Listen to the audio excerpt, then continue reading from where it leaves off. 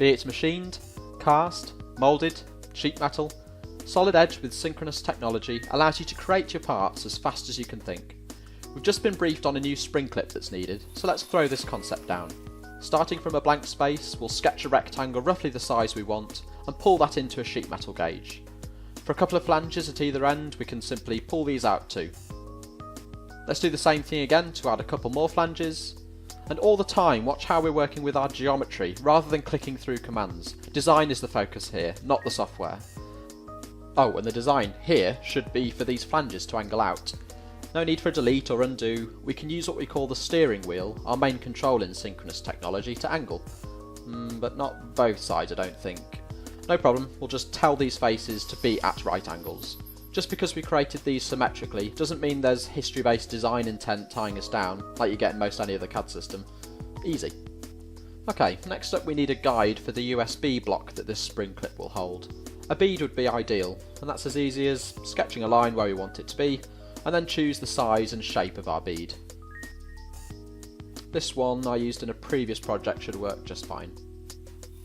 Next, let's create a cutout to go through all three sections of the sheet metal on the right hand side. Oh, and check out this method as an even quicker way of sketching shapes. Nice. We'll centre that up, and although this is a concept, I do know this needs to be 16mm in width, so we'll tie that down. Another simple drag, this time to remove material, but we want this cut to be created before the part is bent into shape. No problem, Solid Edge can flatten the part on the fly before cutting. Very nice. For the retaining clip that we need, let's drag out a couple of flanges here and angle them both in. Same process as before, pull to create, and then the steering wheel to angle.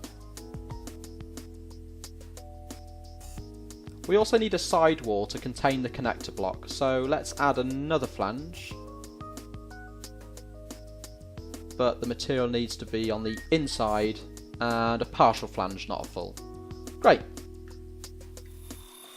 Along with the USB block, this spring clip needs to clamp a fuse holder. We'll pull out another partial flange, and then let's mirror this across to the other side. Oh no, we've made a big mistake. The design brief clearly stated that this top sheet metal piece needs to be angled. I completely forgot. Remember that this was the first piece of geometry that we created. Everything else is built on this. But also remember we're using Solid Edge with synchronous technology. Check this out. Steering wheel to the rescue, simple rotate, no drama. Let's get back to working on the clamp for the fuse holder. Remember we mirrored this, and notice along with everything else, this has been added to a feature tree. Yes, it's direct modelling, but there are still features to work with, like in history-based CAD. The best of both worlds with synchronous technology. That means we can edit the feature, breaking the link so that we can work independently on one side. And now we can add the jog that we want on this flange.